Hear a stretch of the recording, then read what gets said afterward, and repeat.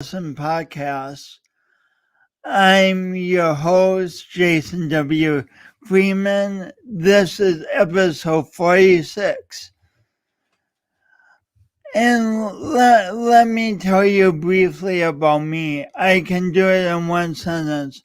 I'm on a mission to help you and other people turn that which you find awkward and imperfect into something that you can use to your benefit.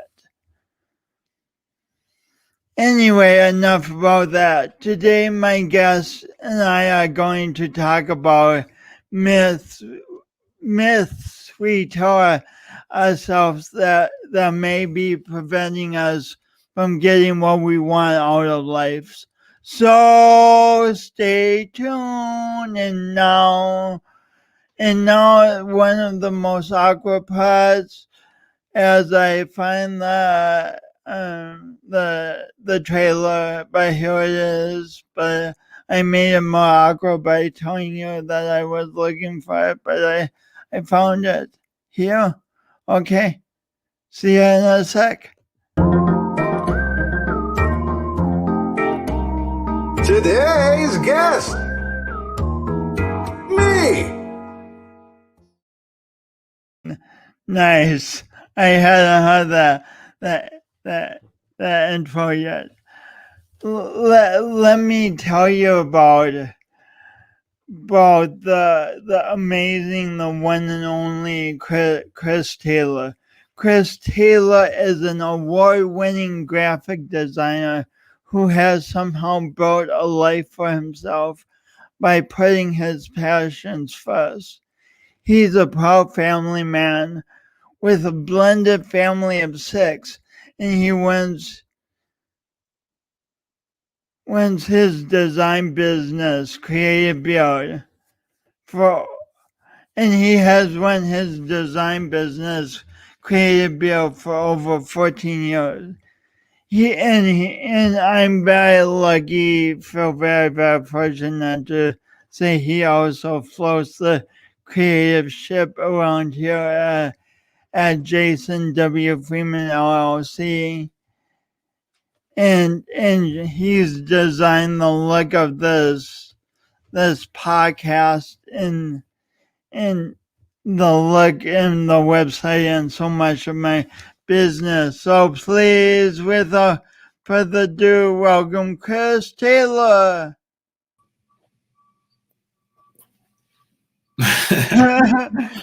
And I'm like, wow, he's gone. Yeah, went black. Look.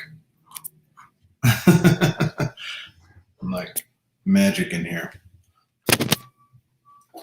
Felt like we should do a proper reveal, Awesome. Yeah. Don't mind the trash man outside. I don't know if you can hear him. Oh, maybe a little bit. Yeah, he may be getting a little louder too. So welcome. Today I'm excited to talk about myths we tell ourselves that can limit us. I know I've told myself a whole bunch in my life. How about you? I missed that you paused for a second there. You said you've told, and then the next word was my life. I know I've told myself a whole bunch of self-limiting myths in my life. Oh yeah, what are a few of them? What are some you can think of at the top of your head? So one from when we met, we met in a series of self-development courses, and one of the myths I was telling myself at the time is that I can't afford this. It's too much money, and I'm so glad I saw through that myth and took the courses because it transformed my life. Right. And some of those things, right, it was not was like kind of what you learned about yourself and what you gained, who you met and how those relationships met. Because had you not done that, we would have never met. We would have never gotten on this path together. And I found the same thing to be true of me as well in that situation. It was, even if the experiences didn't all turn out, exactly as promised or hoped or anything else, they all led to great things. And that's sometimes those are the things you don't always see. Those are the doors that seem to be, you only get to open those once you take that initial challenge or that initial step. And a lot of times when we're sitting back and we're judging it based on that myth of like, oh, well, that's too much money, or oh, that's too much time, or that's too much this, we don't realize that once we step into that, beyond that myth, like the one at time is a big one, right? Oh, I don't have enough time for that. So a lot of times you don't realize until you actually step into that and you kind of break down that door. That's when the other ones open up. Like that's when you might realize like, oh shit, well, I can do this faster and I can do this more effectively. And all of a sudden I can make better use of my time. And there's actually a lot of areas, there's a lot of time that's wasted here, or there's these other opportunities that come. And I find that that's what happens more often than not. But first you've got to move past that limiting belief or that myth in order to get there. So how do we begin seeing the stuff as a myth? Like, if we both had literally said, I don't have time, I don't have money for the courses we took, we wouldn't be talking right now. So how do we start moving past those? Well, I think one of the ways you move past there is because at some point, that's the problem is we've been limited by so many, right? There's so many things there's so many times we do listen to what our head says or what that limiting belief is. And when we do that, we tend to get stuck on like this merry-go-round. And, it's just like we keep having the same problems. We keep running into the same experience. And at some point in time, we get to a point where it's like, well, something's got to give. Like, I'm sick and tired of this, and that's when normally we'll try something different. And it's in that trying something different that something expands a little bit, right? We love to not only feel stuck and feel helpless, we love to stick ourselves into situations that reinforce that stuckness, right? So it's only when we exhaust ourselves of that we truly, try something different and realize that a lot of what we feed ourselves is just a bunch of excuses, and even people who, a lot of people that we've met along our journey, beautiful people, there also becomes the myth as, the myth of positivity, the myth that everything's got to be happier this way. And what happens is sometimes you start to kind of get yourself stuck again, and you get yourself into this place where, you're trying to force something that's not naturally happening, and you're creating something that's kind of contrived. And I think that's what a lot of times people see, and then that reinforces myths and stop people from trying different things too, because they now judge the group or they judge whatever. And I mean, I think we should be putting a lot more emphasis into, just instead of paying attention to being positive or, not being so negative, let's just be natural with our feelings. Let's let our feelings naturally exist and not judge them so much. And I think part of our job as a human being is to examine our own. I know you don't like to use the curse words on here so much. So I'll try and say BS, right? But I think that's our main job as a human being is, on some level, we're supposed to be hypocritical. We're not the same person now that we were 10 years ago. And if we met that person compared to the person now, that person would probably call us hypocritical. But that's because we've only, over the course of the last 10 years, have re-examined ourselves, re-examined what it means, what our beliefs are, what everything else is. And also we learn and we gain knowledge, and that knowledge trumps some of that older stuff that we thought we knew so much about. Experience trumps so much of what we thought we knew. So part of our job, I think, is to call BS on ourselves. To continually, and I mean, this isn't a process you do. You don't take like a yearly inventory. I think you do this pretty regularly. I feel like I do it every day, and by calling BS on yourself, that's when you tend to catch, um, you know, where you're making excuses, and where you're making excuses is normally where you're buying into the myth, and that's generally a good indication of what door you should probably be trying to break down. I know where something even as simple as pain, like say I have a headache or a stomach ache. My old approach was to to try and ignore it, try to be positive about it, and say I don't have pain. But now more and more, I'm paying attention to what people have told me, and they've said just like kind of focus in on the pain a little bit, and see how it moves, and it usually dissipates if I allow myself to focus in on it, and accept it. Yeah, and I mean that's an interesting approach. I would say for some people that might not work as well. Some people, that's all they can focus on is the pain, and that's what prevents them from kind of moving past it or moving beyond it. I mean, sometimes pain is real. Sometimes it's an indication of something you need to do. You need to drink more water. You need to get some sunlight. You need to get some fresh air. You need to get outside. You know, sometimes you drink too much and you get a hangover. Sometimes there's a lot of stress. And it's just these are all warning things and indicators that there's nothing wrong. Hopefully, if it's chronic, it might be another story. But again, it's still your body giving you an indicator that, hey, you need to slow down for a second. Give me a chance. I'm trying to get your attention here. So you're saying maybe not focus on it for hours on end, but at least but at least get information from it and act on that information.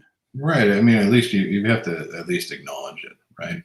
I think, and that's true of any pain. That's true of physical pain. It's true of emotional pain or anything else.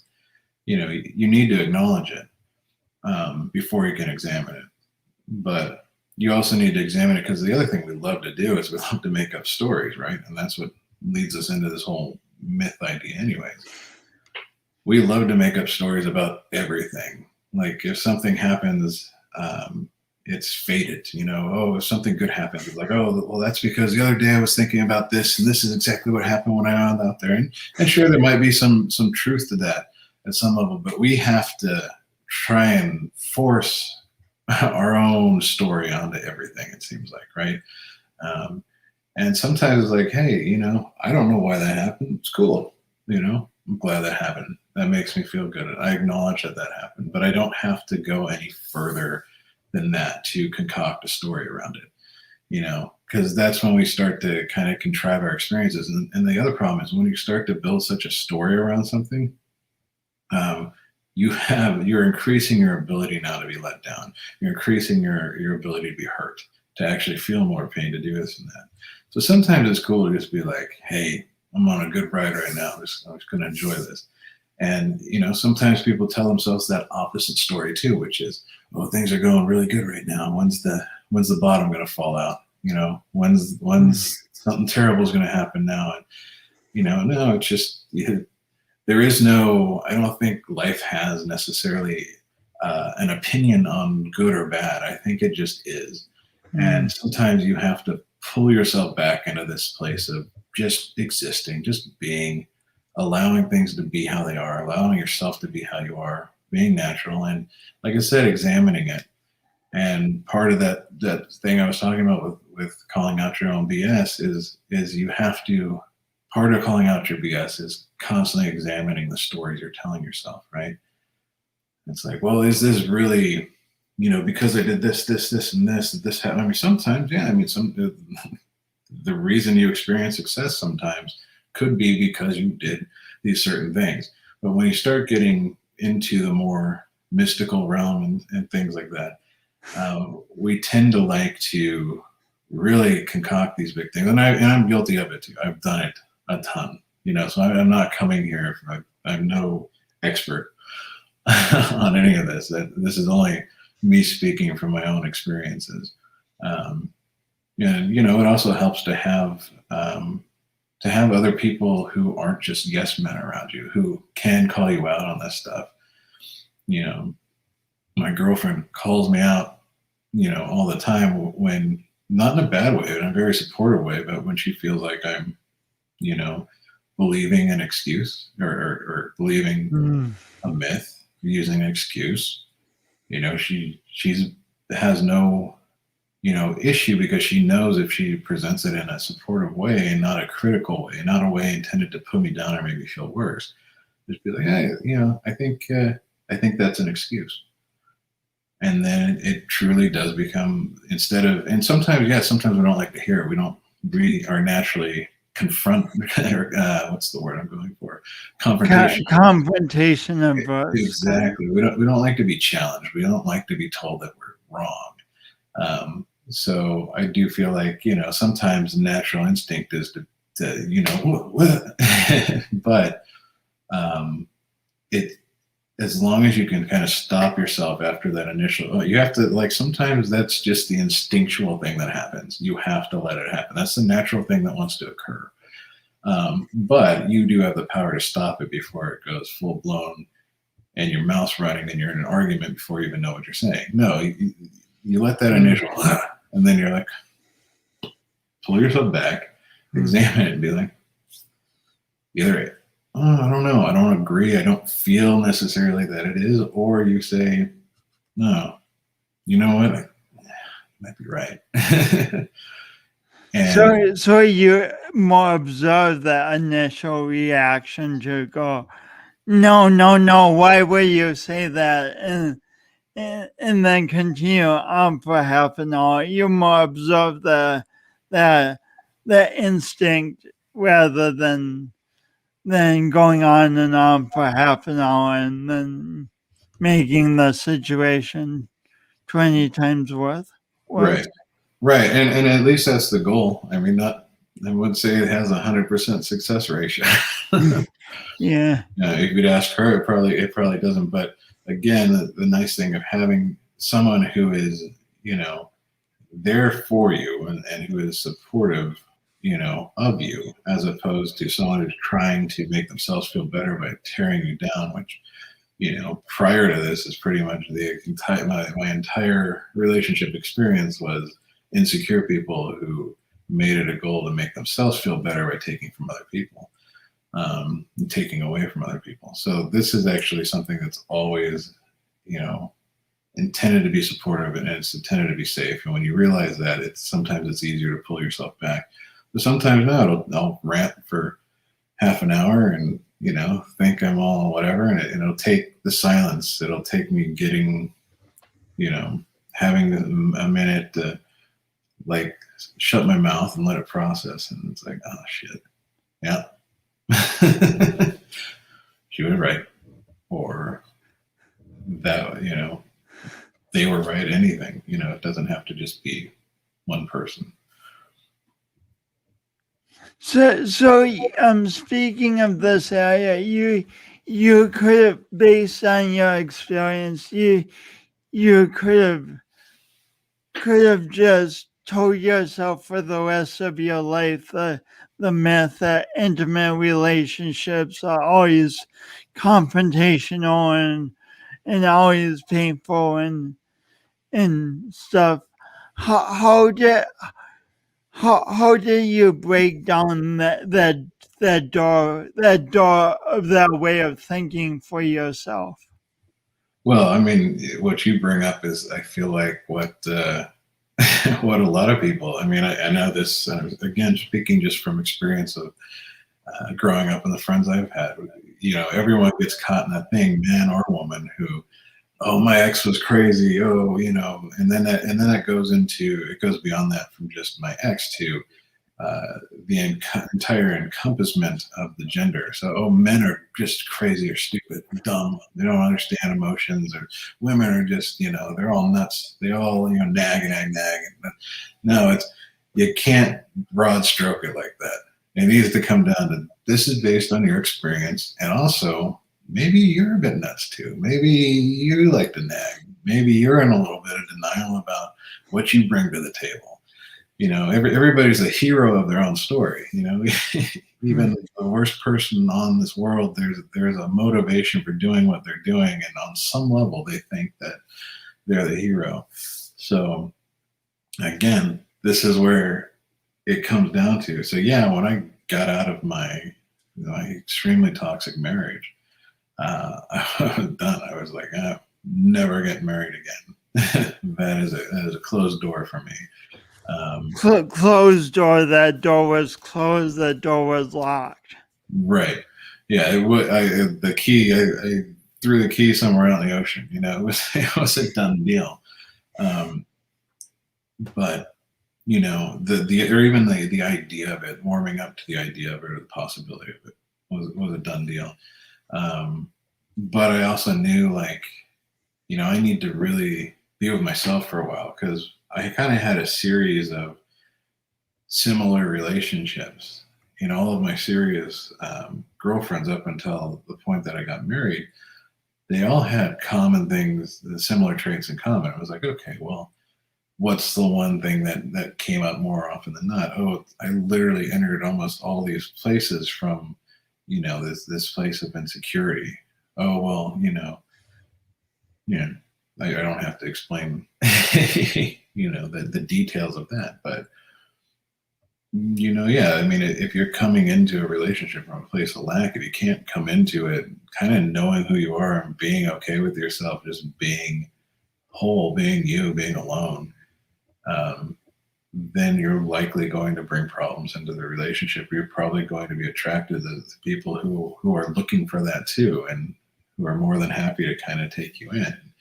And maybe the reason why you think every woman is nuts or every guy is crazy is because you've never actually been with yourself for a minute to be comfortable being alone. Um, and to get to, like, no, you don't, you know, each relationship, I feel like, shows things to you. And you do have to examine your own BS, like I said, when it comes to relationships, and sometimes having more than one relationship, more than one bad relationship. Um, you eventually can go back and see, like, okay, well, what were the factors, not only in the partner I chose, that were consistent or kind of similar, but where in that consistency was I contributing to it, right? What was I bringing in? And then those are the things you have to consciously make the decision, either you like or you don't like about yourself, and you have to solve them. You know, you have to look for that.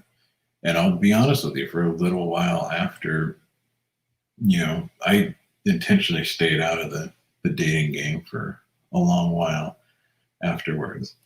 Um, you know, and I would avoid, but there would still be those scenarios you'd find yourself where certain doors could open, but all the doors that were immediately available, even though I was trying not to find them, was they all had similar characteristics. And it's like, oh, I haven't done enough work on myself yet, because this is still what keeps popping up. Like, these people are still, you know, there's still enough of that insecurity. And that's not to say that everything is solved. I mean, I'm still highly insecure when it comes to a lot of things, you know. But I just had the confidence and the knowledge of knowing that, you know, there's something better. There's that I have to be able to be okay by myself in order to be able to be solid for somebody else. I have to be able to support myself and be supportive of myself in order to support someone else. at the end of the day, as cheesy as it sounds, I have to be able to love myself before I'm capable of loving someone else. You know? So in a sense, you spend time to to to break down a for you spend time by yourself to break down a huge myth that vexes humanity and and has vexed me a lot in my life, and that's the myth of I am not enough. Right. Yeah. I mean, that is a huge myth because, everybody's here. Everybody's enough. And there's no harder critic on you than yourself. You know, if there are some out there that are more vocal, and trust me, I was married to one. you know, at a certain point, like when you're too close sometimes in proximity, or when you are feeling, like you're not enough, or you're feeling that insecurity or that lowness about yourself, then those things reinforce that, right? Someone saying that will reinforce that. But then on the flip side of it, what I found is that when you start to realize, no, I am worthy. Like, it is okay. It's not a cocky thing or an egotistical thing to say that I'm here and I feel like I have a reason to be here. And I have these things that excite me, and I feel good most of the time when I'm not like in my head worried about stupid stuff. When I'm not forced into situations that make me highly uncomfortable. And I'm not saying that sometimes you have to go for that, but sometimes, I don't know. I don't know that it's always necessary to grow by throwing yourself into something that's just going to reinforce things you don't like about yourself. But anyways, it was through doing that enough, through kind of getting onto solid ground again, that this sort of toxic stuff that was said intended to be hurtful, that at one point in time reinforced my beliefs. I now was able to hear differently. And what I heard was, oh, wow, I didn't hear that until now necessarily, but this person is actually like spewing their pain.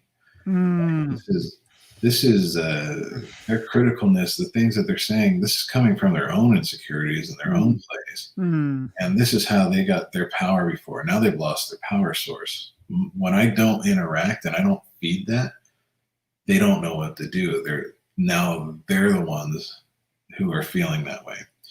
And I think it's important when you do have the wherewithal to realize that, to try not to engage in a negative way. You don't need to then turn the tables on the person and, shoot the barbs back into them. I'm certainly capable. We're all certainly capable. We all are armed with plenty of ammo and plenty of information, especially on people that we've been close and intimate with.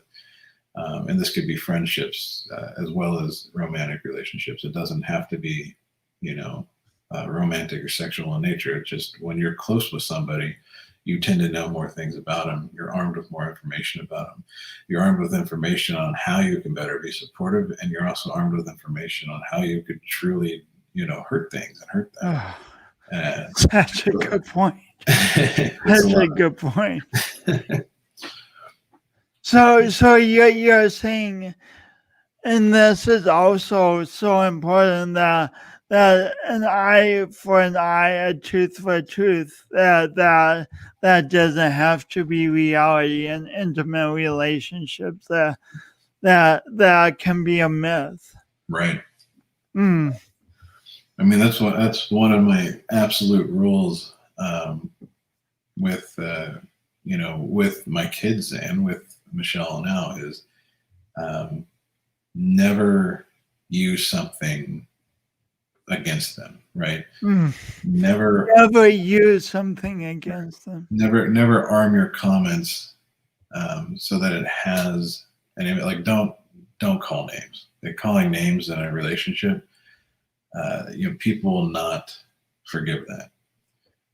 People hold on to that, especially because you're more armed and you know where that person's insecurity might be. If you call them a name that hits the nail on the head, now they carry that with them. So just always be aware and pull yourself back before you just let the mouth go. and we all have done it.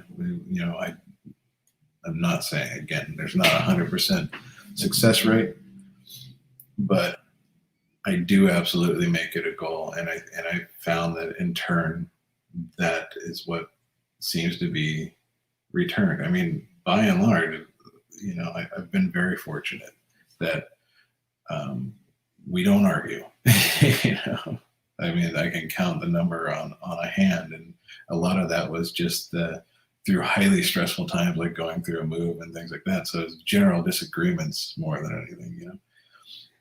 And that's a huge victory in your life, because before it was a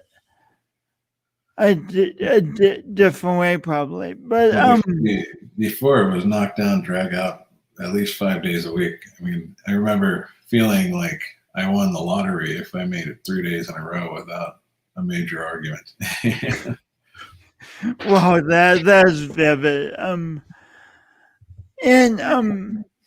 when you talk about goals, like having a goal, not to having a goal, not to call names or something, it makes me think I recently set a goal of going to bed at 10:30.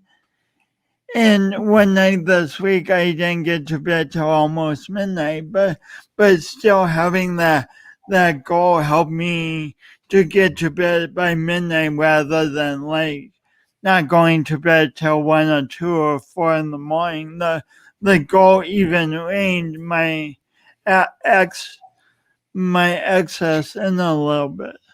Yeah, I was going to say you burn the midnight oil. I know a lot of times when I work late here, you're 2 hours ahead of me. Yeah, You'll yeah, still be yeah, responding. I'm always like, am I waking Jason up, or is he still up right now? Like it's like 2 or 3 in the morning there. yeah. So yeah, it's a big goal to set for yourself. Why did you set? Why did you feel the need you had to set a 10:30 goal? Just out of curiosity. I was I began noticing the myth that of telling myself I'm a night person, I function better at night, all that, maybe that's true. Maybe I'll go back to staying up really late, but for now I'm liking the routine of going to bed earlier and getting up earlier. Mm-hmm. It feels more centered to me, and I like getting more done in the morning. And Yeah, yeah, yeah. I can relate. I used to be a proud vampire, in my 20s. My my days, it was like I was always waiting for the night to roll around because that was when I would get out and was driving. And yeah, it would be 2 a.m. would be early for me. That'd be an early night. It was normally like 3 or 4. Um, but yeah, now it's the total opposite. And I've got kids to thank for that. You don't really have the option of choosing whether you're a night person or a morning person once you have kids. You're kind of a at their mercy person. But I always have, like, even going back before, there's always been something that felt good about waking up early, and I think that's why I liked night at one point in time, because so many people went to bed, it got quieter, the world didn't seem so busy and so crowded. Well, the same thing is true in the morning at a certain time, especially if you get up well enough before kind of the accepted business day begins. So I've certainly become more of a morning person. And the other thing I like about morning is that, oh, thank you, Sandra. The other thing I like about the morning is just that there's so much more possibility, right? It seems like the world is waking. You're kind of waking. Everything's new. Everything's fresh. And it always seems to be my favorite time of day anymore, because by the time you roll around at night, it's just, you're tired and you're winding things down for the day. speaking of time, like you have this amazing new life, but you also with it comes a blended family that were three, you and your two kids before. Now the six of you, and you have your own business, and you do a lot of commuting, and you also have a a passion project that has been in your heart for how long have you been thinking about this book? So when I first laid any sort of uh, pencil to paper or pen to paper in my case, because I'm an idiot and I don't use pencil. But when I first laid pen to paper, I want to say I was probably 17 or 18 years old on this, and I turned 42 tomorrow. So do Happy the birthday, Eve. math. Thank you. But yeah, by my estimations, if I did actually lay pen to paper at, I don't know, we'll say 17, it makes the nicer number, right? That makes 25 years, but it's probably more like 24. So do you just think of this book idea every now and then, like every 5 years, you'll think, oh, I had a book idea? Yeah, if that were the case, then I wouldn't even think of it anymore. I think that's the thing about passion projects and everything in general is I think when you've got something that, and who knows if it's going to be any good, it might be garbage. A lot of people need that drive of a reward. It's another thing, the myth of reward. No one says you're going to get anything if you write the book. You've had experience with that of doing the book. You've actually had success, but I'm sure there are some people you asked to read it that never actually like cracked it open and read it. All you can do is put it out there. You can't guarantee what anyone's going to do with it. Hi, Tiffany. Um, So, yeah, sorry. so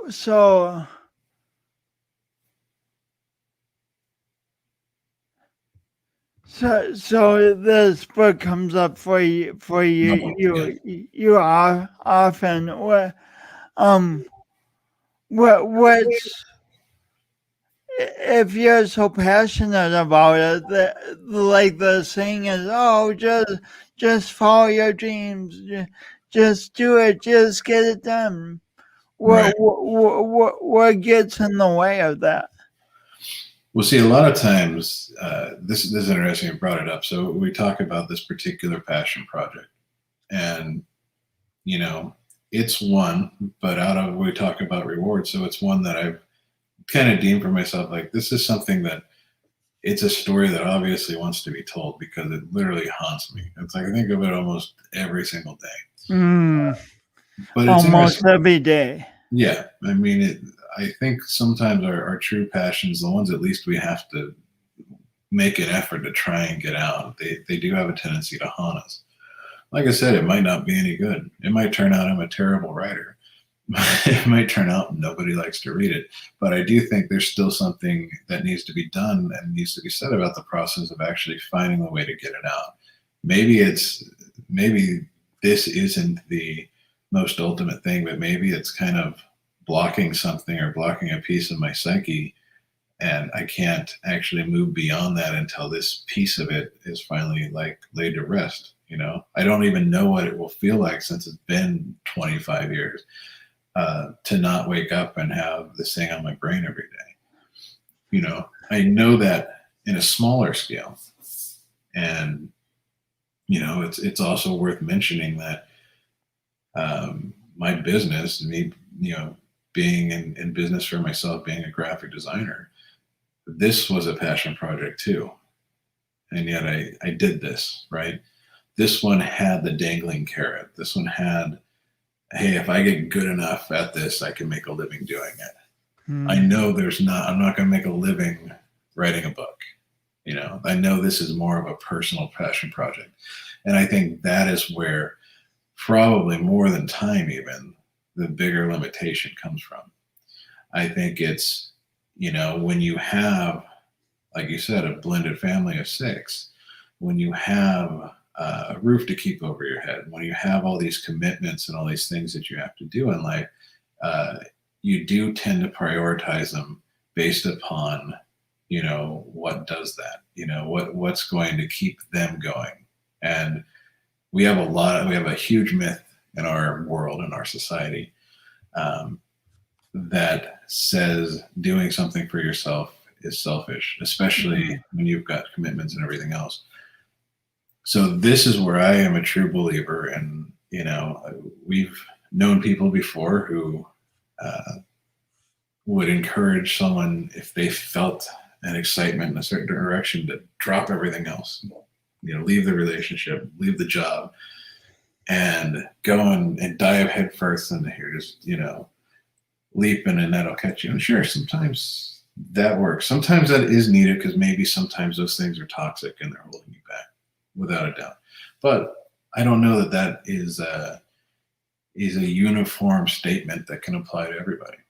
And so for me, I know what I need more than anything is to be like, okay, I look at it, I examine it. There's a part of it that seems a little selfish to take this amount of time away, because writing a book is not a fast process by any means. you know? So, Um, Tiffany might have a comment for you. all right. Will you read it? Okay. She says, we don't know what our passions will change for others. It could be that one person 50 years from now, but what is now? Now. Our passions burn for us now.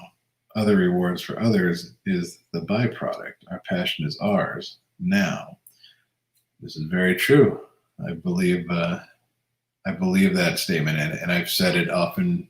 I've said it many times to you too. We don't always know the ripple effect people have, but I do like that she's saying that our passions are ours now. Like, we don't know, and it's not our responsibility to think of how it's going to affect people, because really we don't know what our ripple effect is. So can I tell? I mean that this is so interesting because probably everyone listening has some sort of um either small or very big passion project that they are putting off, and so this is a common human thing. And myths do come up, like one of the things I heard you say is I may not be a good writer. And yes, that, I mean, possibly, but also that could be a myth that just keeps killing your enthusiasm for this project. This book is haunting you. Say, "Oh, wake up! Oh, this book is haunting me," and but then the next thought is, "I'm not a good writer," and then of course you're not going to wait, because who wants to waste time if they believe that they're not a good writer? But is that true, or is that just a myth? Yeah, well, it's certainly a myth. I think that that myth is disproven by practice and from actually doing it. Um, I don't know that I'm a great writer, but I'm confident enough to say that I'm a good writer. you know, and I only figured that out from doing it enough and going back and reading stuff and being like, oh, it's pretty cool. Now, here's what's interesting. I've got that manuscript from 25 years ago. I go back and I read that. I'm like, oh, this is terrible. Like, all this. I was a young kid. I was more prone to using hip slang and, having a different sense of humor than I have now. I think now I have more of a timeless sense of humor as to then, just look at the kids now. You don't even understand what's coming. I don't understand what my kids are saying half the time, because it's just, it's all lingo, it's all hip, it's all whatever. And it's like, Jesus, had I written this book then, maybe there is a blessing. It's taken 25 years because I had the story, the core of the story, which has evolved and whatnot, but it's the core has stayed solid to what it was. But then maybe I didn't have the ability to write it, or maybe it would have been more of a genre piece and stuck in that time, as where maybe now I can approach it and write it more from a timeless aspect, from having accumulated knowledge and experience with it. But I have made progress on the book this year. I have made some progress, and I will say I've been pleased so far with what has come out, and also with kind of how effortless it is and how much the story wants to tell itself. So all these things I take as encouragement for doing more. But yet, this is where the myth comes in. And it's not even, I don't even think it's a time thing for me. I think it's more about a guilt thing. It's like, yeah, but I've got these clients and I've got family commitments and I've got all these other things. So it's still hard for me to justify taking this time for myself. There's still so much feeling of that guilt that seems to just exist. We're born into it. Our society especially puts so much guilt if we dare to do anything for ourselves and not for others. Or not when others rely on you. But I do have to take a step back and see, like, okay, well, hang on a second. Sure. Okay. Yes, I have commitments. I have responsibilities. Yeah, it might be selfish to take 3 hours out of my work day and then not be able to put food on the table or something. Okay. But I'm only looking at a limited space there. It's not like I work all day long. It's not like I work 24 hours a day. So where are other areas in my life where I could be potentially wasting time, And some of those things are good. Like, at the end of the night, I like to unwind. I like to hang out and talk with the family. I think that's valuable time. But do I have to necessarily sit and watch, my shows before going to bed? Do I have to, or can these things wait? Can I then take this hour and put it somewhere over here? I know some people like drive out. They don't make their own, they don't make their own lunch. They go out and they get lunch every day. Well, geez, can you imagine how much time your drive picking up lunch? I mean, you're probably looking at least the minimum of an hour, probably an hour and a half there. So, okay, maybe there's a better way to use that time. So that's the kind of the way I'm trying to restructure it now. And I can tell you one myth that I overcame, and I feel like this myth of me finding the time / guilt thing is total BS with the book. And can you hear that? My phone's ringing, but maybe it's not coming through the broadcast. But anyways, like I had a real hard time with developing a proper like exercise routine. It seemed like everything I did just took so long. I was always a little envious of people who could run because they could get their 3 miles in a half an hour, And it's like, I don't run. Like it's just I get shin splints, I get everything else, so I have to walk. So then I already start with that myth or that excuse. Well, it takes me longer. Oh well, and then I also make this thing for myself. Oh well, I have to walk a certain amount of miles, otherwise it's pointless. And then it's like, well, that's going to take an hour or hour and a half out of my day. And blah, blah, blah. Same thing as this book, by the way, right? Well, eventually you just get to the point where you're like, all right, well, I have to put my health. If I'm going to be here and I'm going to show up for my family and I'm going to show up for my clients, I have to put my health first on some level here. So that finally is what kind of got me out the door and got me doing things regularly. So now, like, at least 5 days a week, I feel like I get in at least 3 miles, And wow, I've gotten faster, and it doesn't take me all that long. And it's also become part of the process. It kind of replaced what meditation for me did for a while, because I'm able to kind of start the day, and while I'm out there, sort through my head, sort through projects. So when I do get in, I'm much more prone and ready to go. But I actually found that far from hindering my day, it enhanced my day. And I have also found those days that I do make the effort to write, they've enhanced everything else. And I think that's just it. And that's why it's so important to bust through some of these limiting myths is the myth will only hold you back. However, getting to the other side of it, you never measure it by, you can never measure basically this is taking from somebody else, but it's true. You can always measure what you'll lose. You can never measure what you'll gain. And I'm not trying to steal that. That came from Kyle C's. Credit where credit's due. I've always believed that one. But it's true. It's you cannot see where it will enhance your life, right? You can always make up your excuses and believe where it's not going to be good. And just like walking has left you more center for your family and more center for your business and more healthy, you maybe can't see yet how writing a book could enhance your family.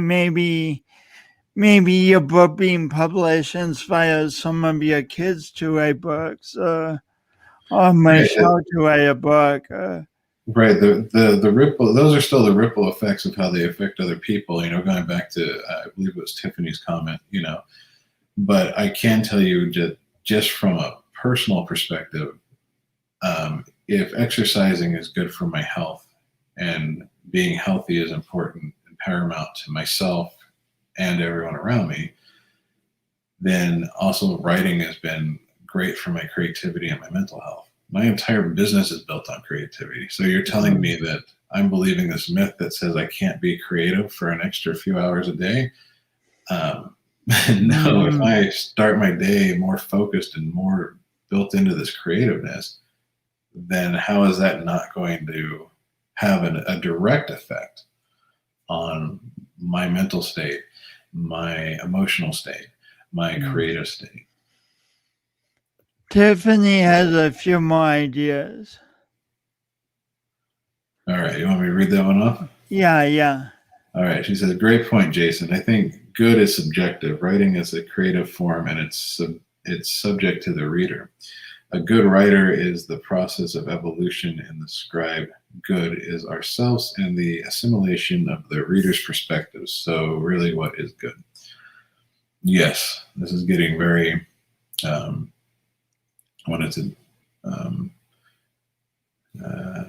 meta in a way. I guess not. That's not the right word. I'm picking the wrong words here, but I understand what you're saying.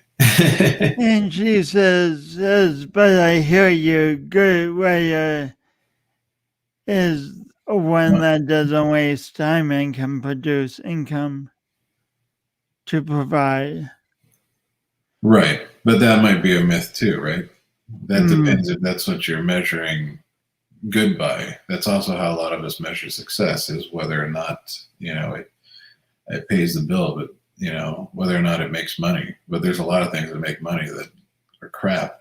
There's a lot of things that don't make money that are brilliant. So I've never been one that totally subscribes to a direct correlation between success and income. I know for myself, I think I'll be a successful businessman when I make more money, but whenever I make more money, that doesn't make me feel like a successful businessman. I just think I'll be successful when I make even more money than I just made. Right. Well, and let me ask you this. When you're making that money, who is responsible for you getting that point of making that money? It's the person you are right now who you're judging yourself for not making the money. right? It's the things you're doing, you're putting in motion now that you're judging and you're creating, potentially barriers for. That is the same person that at some point is going to be the reason why you're getting the income for that. So I do think that we have to really do our best to allow money to be the byproduct, you know, Mm. and that's something like you can have money goals as far as setting aside a certain amount of money, setting aside for retirement, investing a certain amount into, stocks, however you want to do it. Those are strategies, those are goals uh, in financial terms. But if you're talking about success, I think you really have to put your focus and hone in on what you bring to the table and not set like, I want to make this amount of money, or not let money be the goal of it. Let money be the byproduct.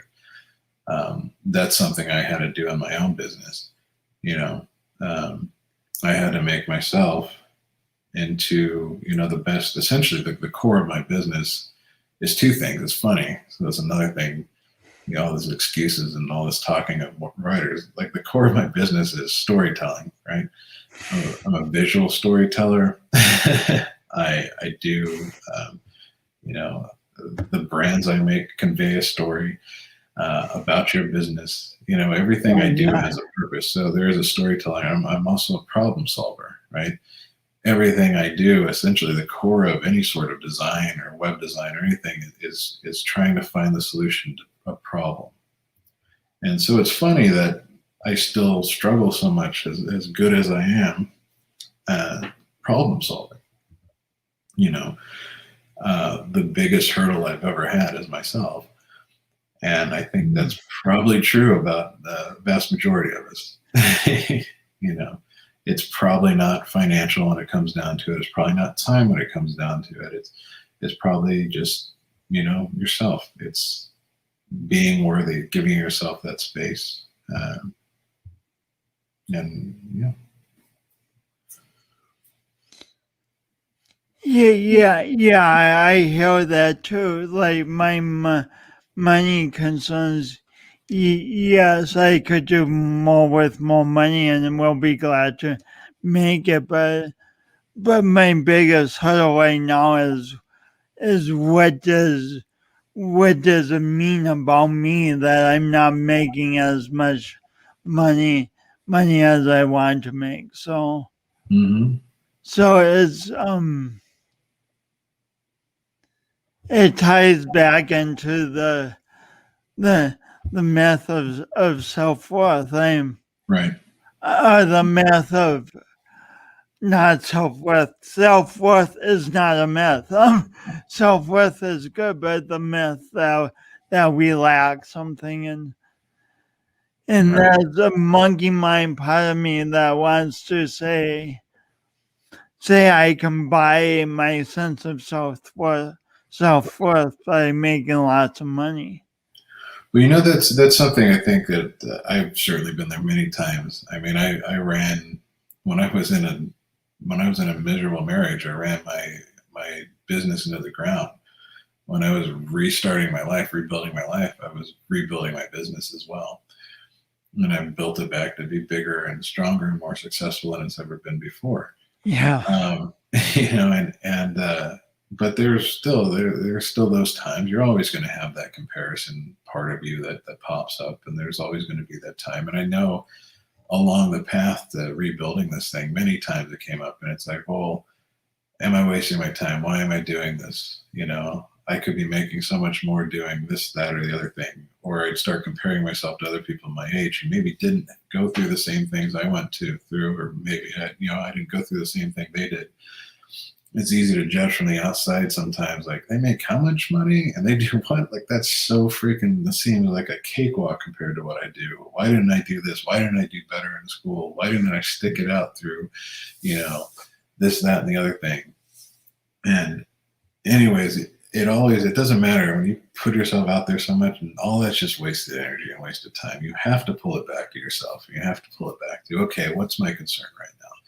My concern is I'm not making it. I'm not making enough money. So do I want to sit here and examine all the things this could mean, all the ways in which this could mean, like maybe I'm a crappy designer, maybe I'm, a crappy businessman, maybe I'm this and that. Okay, those are still wasted areas to throw your energy away into, or I can turn it into this, and this is what I've always done, and I've always I always strive to do this. Is I always pull it back and I say, okay, fine. Am I doing everything that I could possibly do right now? And the answer has always been no. Is there more that I could be doing that would actually answer this question for me, that would solve this particular problem? And the answer has always been yes. And it's only been through doing those things, doing just one of them. You can't do all of them at once all the time. But if you can, I've always told, I have another good friend of mine who struggles with this a lot right now. And I always tell him, I said, ask yourself that question. And so long as the answer is no, then keep going. Doesn't necessarily mean keep going doing exactly what you're doing, but keep going with that knowledge and try those things that you're not doing and see where that takes you. So we're running out of time. I was afraid we weren't going to be able to fill this up. It turns out I can't shut my mouth. Do you have time for 3 more quick questions? Yeah, shoot. I think I've got it. So first, and I almost forgot to ask this. So, what does imperfect best mean to you? Ooh. Well, I mean, I think imperfect best means,